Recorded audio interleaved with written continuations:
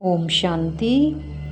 आज मुरली में बाबा ने कहा कि अपने आसुरी गुणों का त्याग कर देवी गुणों का श्रृंगार करो। और देवी गुणों का श्रृंगार हम कब कर सकते हैं?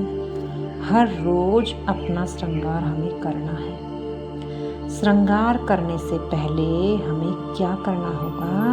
उससे पहले हमें जो बाबा कहता है अपना चार्ट रखो।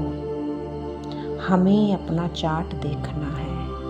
आज भी मुरली में कहा कि अपना चार्ट रखोगे तो तुम्हारा बहुत फायदा होगा। ये शिव बाबा बोल रहा है कि चार्ट रखने से ही देवी गुणों की धारणा होगी। जब हम चार्ट रखेंगे तो उससे हमें पता चलेगा कि कौन कौन से आसुरी गुण अभी मेरे में है। क्योंकि आसुरी गुण वो हैं जो हमें पता भी नहीं कि ये भी वास्तव में हमारी बिगड़ती स्थिति है। ये भी हमें देवी गुणों की धारणा नहीं करने दे रहा। तो जब अपनी चेकिंग रखेंगे, अपनी मन बुद्धि मुख कान नाक हाथ इन सब कर्मेंद्रियों का चार्ट रखेंगे, तभी हम आसुरी गुणों को त्याग सकते हैं, छोड़ सकते हैं। फिर पता हमें चलता है कि मेरे में कितने आसुरी गुण हैं, ताकि वे अच्छे से श्रृंगार कर सके। जिस प्रकार से शरीर का श्रृंगार करने से पहले क्या देखते हैं? अपने मुख हाथ को अच्छे से साफ करते हैं, ताकि जो भी श्रृंगार करूं वो खराब ना हो जाए।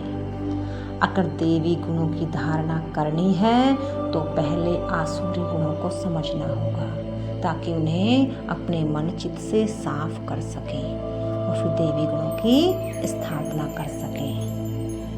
जब हमारे अंदर देवी गुणों की स्थापना होगी, उसके बाद ही हमारे अंदर देवी गुणों की पालना शुरू होगी और फिर आसुरी गुणों का विनाश स्वतः ही हो जाएगा। स्थापना, पालना और विनाश।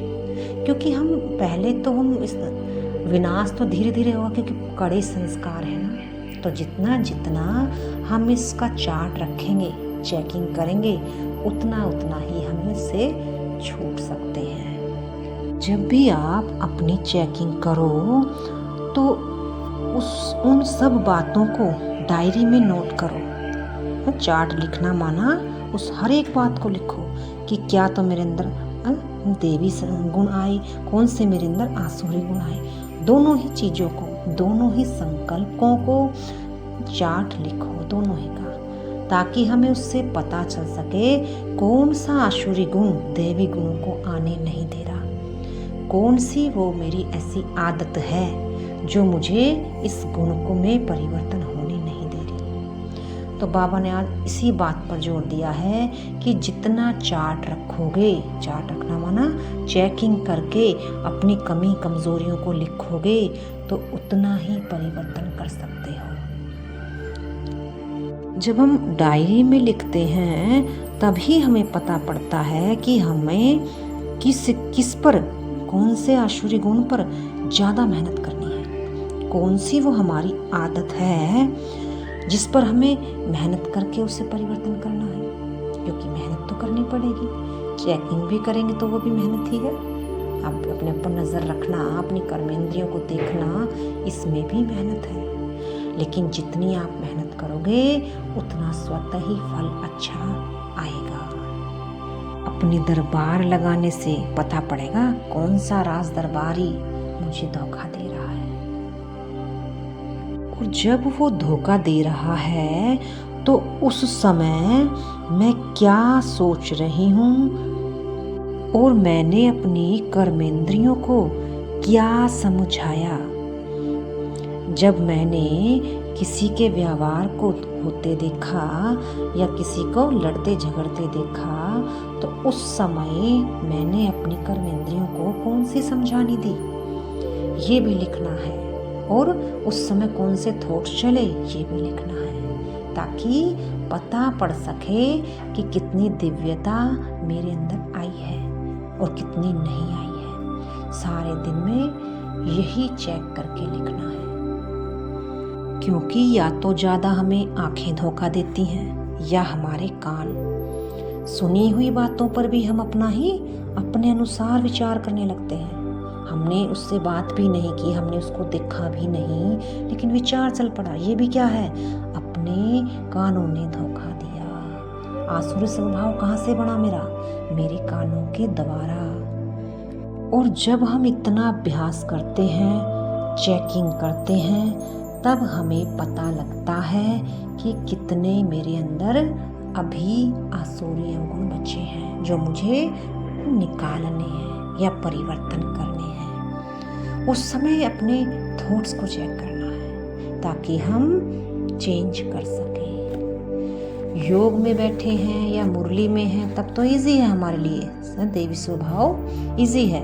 लेकिन हमें चेक कहाँ करना होता है? जब ऐसी परिस्थिति कोई दिखाई दे, सुनाई दे, तब हमें अपनी कर्मेंद्रियों को चेक करना है। किसी योगी महात्मा ने बहुत अच्छी बात कही है कि करत करत अभ्यास सब कुछ हो जात।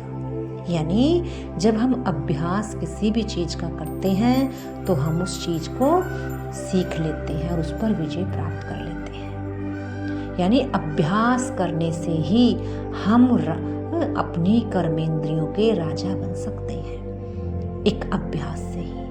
क्योंकि अभ्यास करने से हमें सब कुछ आ जाता है। बस हमें अलर्ट रहना होगा, अपने अभ्यास पर चेक करना होगा।